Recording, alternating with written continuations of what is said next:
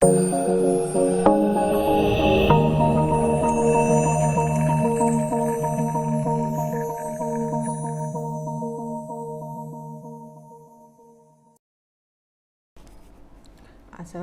warahmatullahi wabarakatuh.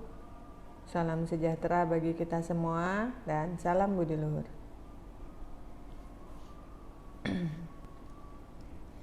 Untuk video pembelajaran kali ini kita akan membahas materi tentang ketahanan nasional. Ketahanan nasional memiliki pengertian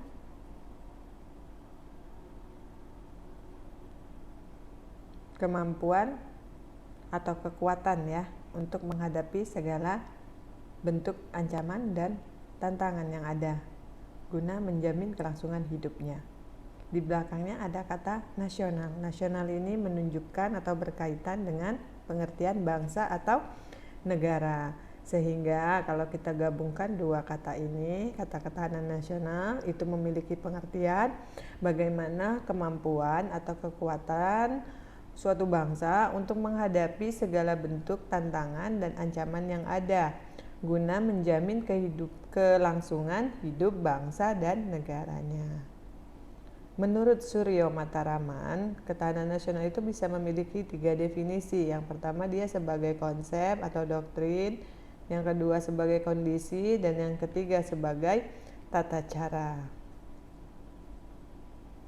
Sebagai konsep maksudnya bahwa ketahanan nasional itu suatu konsepsi khas bangsa Indonesia yang digunakan untuk dapat menanggulangi segala bentuk dan macam ancaman yang ada. Sedangkan sebagai kondisi, ketahanan nasional itu bersifatnya dinamis, tidak menentu, selalu berubah-ubah.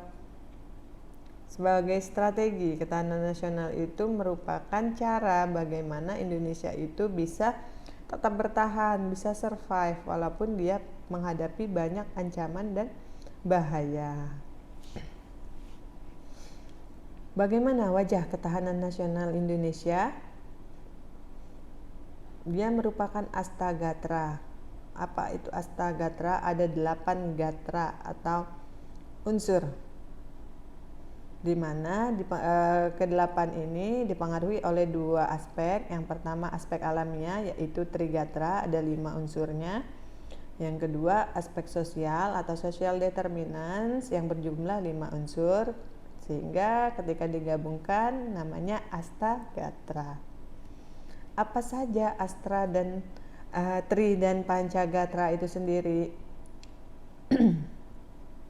Trigatra itu ini penduduk, sumber daya alam, wilayah. Pancagatranya Ipolexosbud Hankam.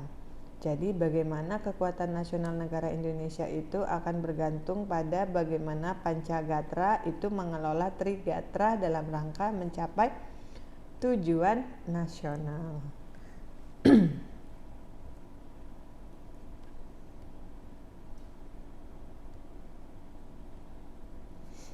Bagaimana hubungan ketahanan nasional dengan pembangunan nasional? Ketahanan nasional itu merupakan kondisi yang dinamis, yang tidak menentu, yang selalu berubah-ubah, yang terdiri dari penyatuan dari trigatra dengan pancagatra tadi dalam semua aspek kehidupan berbangsa dan bernegara. Sehingga ketahanan nasional suatu negara itu meliputi semua bidang. Ipolexosbud Hankam itu harus memiliki ketahanan nasional yang baik. Ketahanan nasional suatu negara tidak bisa hanya terwujud salah satu saja, karena ketahanan nasional suatu negara itu bersifat komprehensif, integral, menyeluruh, terpadu.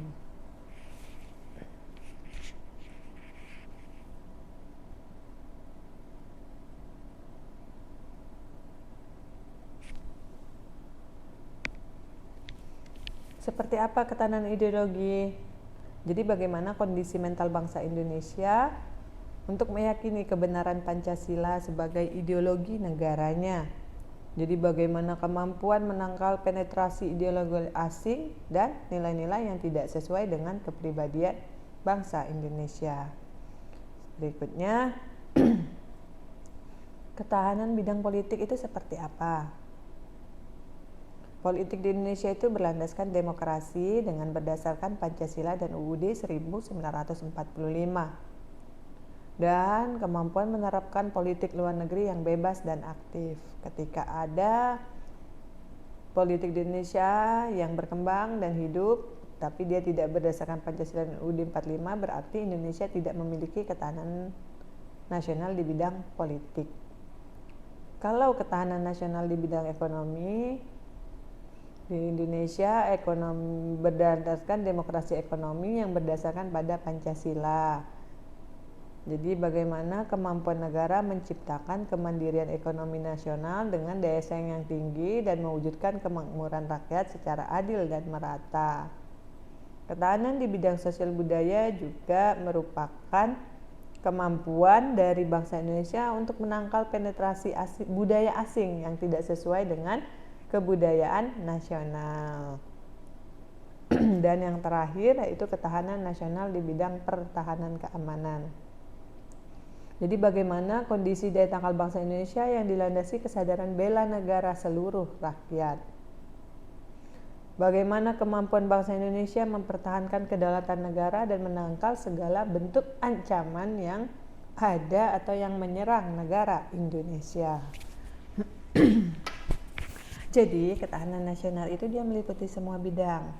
Dia bersifat komprehensif, integral, atau menyeluruh terpadu. Ketika satu mengalami gangguan, maka dia akan berpengaruh juga pada bagian yang lainnya. Dia tidak bisa terpisah-pisahkan. Jadi ketahanan nasional itu kalau kita menggunakan pendekatan teori organisme, negara itu terbentuk berdasarkan sama seperti makhluk hidup melalui proses lahir, tumbuh, berkembang, lalu mati. Sama, ketahanan nasional suatu negara juga kalau menggunakan pendekatan teori organisme, dia sama seperti ketahanan tubuh manusia atau antibodi. Dia merupakan satu kesatuan yang tidak bisa dipisahkan. Satu yang mengalami gangguan akan berpengaruh atau mengalami gangguan juga pada bagian-bagian yang lainnya.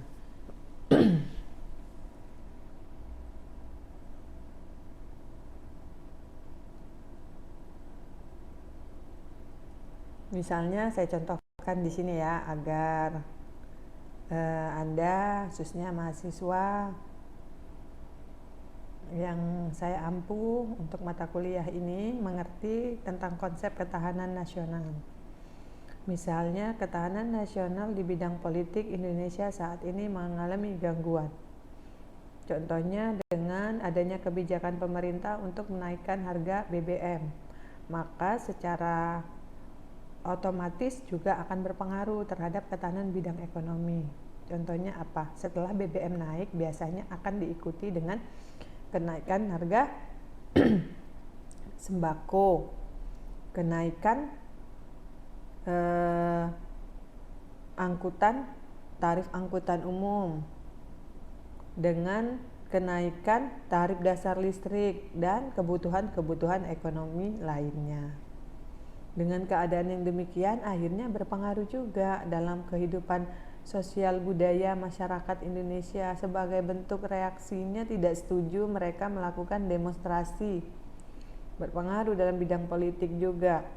Demonstrasi yang dilakukan bersifat anarkis dan premanisme, akhirnya mengganggu keamanan negara Indonesia.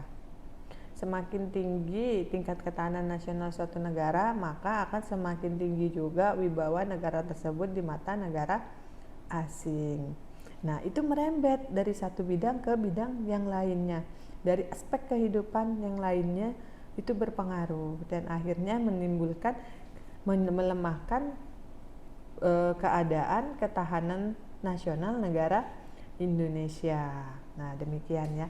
Sama seperti manusia, ketika ketahanan tubuhnya terganggu, masuknya virus, tentara di dalamnya tidak kuat, maka kita akan jatuh sakit. Misalnya virus influenza menyerang saluran pernapasan, hidung dan tenggorokan, tetapi kepala jadi pusing, badan meriang, akhirnya demam dan jatuh sakit, dan kita tidak bisa melaksanakan aktivitas sebagaimana mestinya. Nah, seperti itulah konsep ketahanan nasional suatu negara. Nah, begini ya.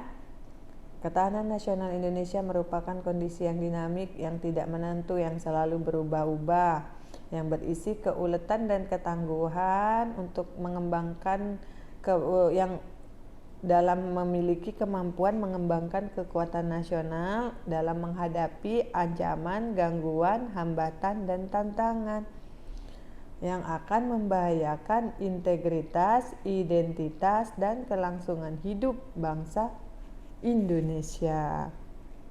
Jadi yang merah-merah ini musuhnya, AGHT ini musuhnya. Ini selalu siaga untuk menyerang sebuah negara.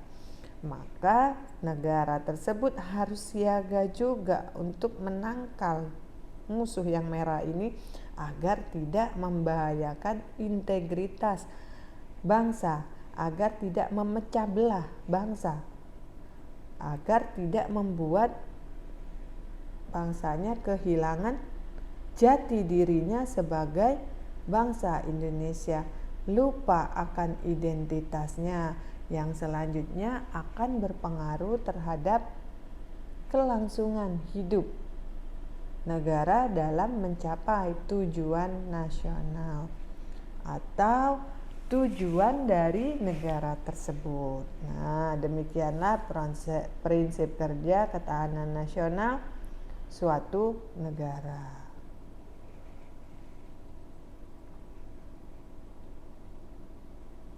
Merah-merah ini bisa apa yang ada, AGHT ini bentuknya bisa langsung dan tidak langsung. Bisa apa yang berasal dari dalam, apa yang ada dalam diri negara Indonesia itu sendiri yang akan menjadi bom, menjadi musuh yang menyerang negaranya sendiri, menyebabkan perpecah belahan ataupun disintegrasi dalam bangsa tersebut ketika dia tidak memiliki keuletan dan ketangguhan untuk mengembangkan kekuatan nasional untuk melawan merah-merah ini. Apa contohnya yang dari dalam? Perbedaan agama, suku, kebudayaan, adat istiadat, dan juga kebijakan-kebijakan yang dibuat, peraturan-peraturan yang ada, itu akan menjadi bom yang akan menghancurkan negara Indonesia. Kalau yang dari luar itu musuhnya saat ini bukan lagi kita berperang dengan senjata, tapi perangnya dengan ideologi, iptek.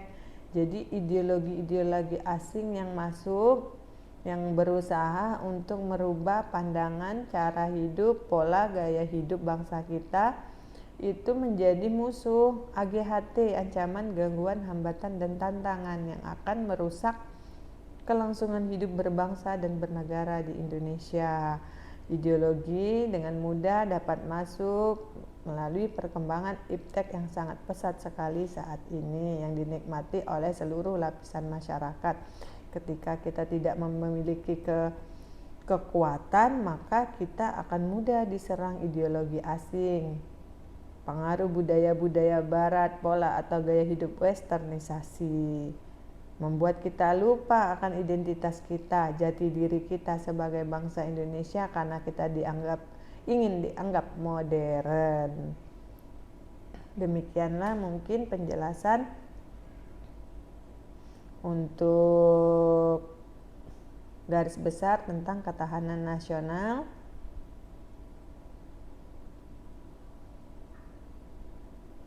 Nah, ini ya, bisa dibaca lagi nanti di slide ini. Nah, ini contoh-contoh ya, contoh-contoh yang pernah ada tentang ancaman, gangguan, hambatan, dan tantangan yang dimaksud. Ya, bisa dilihat di sini ya. Nah, hal-hal ini yang bisa membahayakan, ini yang menjadi penyerang terhadap negara Indonesia. Ketika kita diserang oleh ini, kita tidak memiliki keuletan dan ketangguhan untuk mengembangkan kekuatan nasional, maka kita akan menjadi atau menjurus pada disintegrasi bangsa, perpecahan antar bangsa. Akan terjadinya ataupun masuknya budaya asing tadi ya, kalah kita dengan budaya kita sendiri, kalah dengan budaya asing, dan akhirnya akan menyebabkan memudarnya nilai-nilai Pancasila dalam diri bangsa Indonesia. Mungkin penjelasannya saya akhiri dan saya cukupkan sampai di sini. Semoga apa yang saya jelaskan bisa dipahami, berguna dan bermanfaat untuk kita semua. Akhir kata saya tutup dengan wassalamualaikum warahmatullahi wabarakatuh. Selamat siang dan salam budi luhur.